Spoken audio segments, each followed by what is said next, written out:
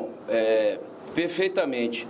Eu queria destacar que a atuação da Advocacia Geral da União, ela se dá a pedido do Presidente da República, e o nosso trabalho, a nossa preocupação é um enfoque estritamente jurídico, Flávia.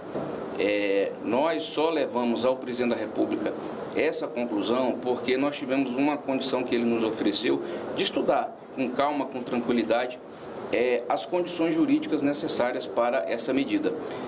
O presidente nos deu essa autonomia, nos deu essa condição, e tendo a equipe chegado à conclusão de que o decreto do IOF é um decreto constitucional, não restaria outra alternativa que não fazer valer a atribuição que a Constituição Federal conferiu ao Presidente da República.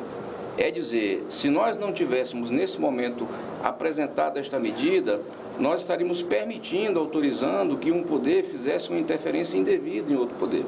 E o Constituinte estabeleceu ao chefe do Poder Executivo a competência privativa, assim diz o artigo 84, de editar decretos. Também cabe ao chefe do Poder Executivo, nos termos do artigo 153, a competência também de regulamentar as alíquotas do IOF. É uma competência decorrente da própria Constituição, fonte primária, portanto. Então, eu acredito que a discussão política, ela anda em paralelo da discussão jurídica.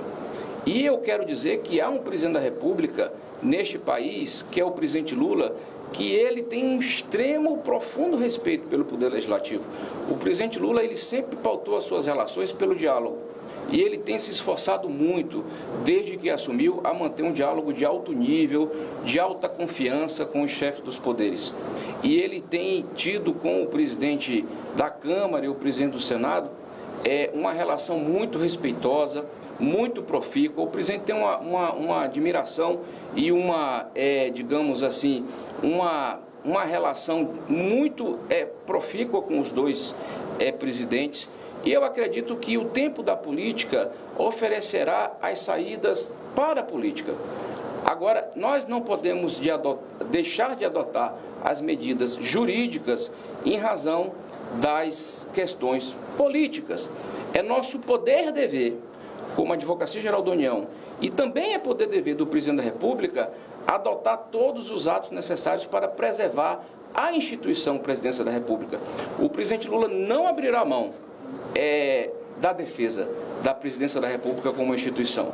O Presidente da República, ele compreende que a Constituição Federal, em 88, estabeleceu um sistema de governo, que é o presidencialismo.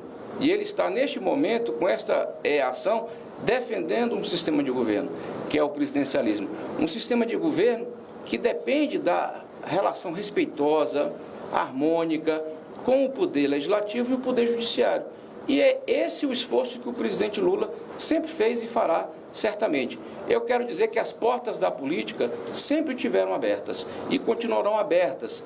Neste momento, a ministra Gleisi Hoffmann, a nossa ministra-chefe das Relações Institucionais, ela tem mantido contatos diretos com as lideranças partidárias, buscou o chefe das duas casas. Aliás, eu queria informar que esta medida ela só foi adotada após a comunicação direta das nossas lideranças, da nossa ministra-chefe da Secretaria de Relações Institucionais, ao chefe das duas casas. Então, eles foram previamente informados da decisão do Presidente da República, e o que nós estamos realizando aqui, na verdade, é um ato absolutamente necessário, com uma preocupação e um enfoque estritamente jurídico.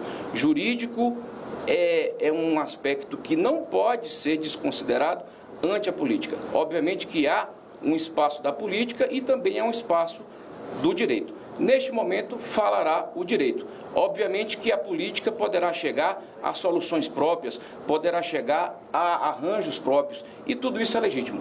E o Poder Executivo está aberto a manter um diálogo em alto nível com todos os chefes de poderes. E a questão do ministro Perdão. Alexandre, a segunda questão. A questão do ministro Alexandre? Veja que coisa curiosa. Veja que coisa curiosa. O Partido Liberal já havia apresentado uma ação direta de inconstitucionalidade, dizendo que o presidente da República adotou um decreto inconstitucional. E fez um pedido de liminar. O ministro Alexandre, em momento nenhum, apreciou este pedido, certamente por considerar que não era inconstitucional, não quero aqui antecipar, mas enfim, esse assunto ele apreciará, mas havia um pedido cautelar que ele não apreciou. É muito preocupante que, diante desse quadro, o Congresso Nacional, ao aprovar um decreto legislativo, ele acabou considerando um decreto inconstitucional por via transversa, que nem o Supremo fez. Somente o Supremo Tribunal Federal tem a competência constitucional de declarar a inconstitucionalidade de atos normativos. Nenhum outro poder tem. Então, nós também estamos, nesse momento, preservando e buscando preservar uma atribuição que é própria do Poder Judiciário, que é a declaração de inconstitucionalidade de normas. É essa a compreensão da área técnica da nossa Advocacia Geral da União.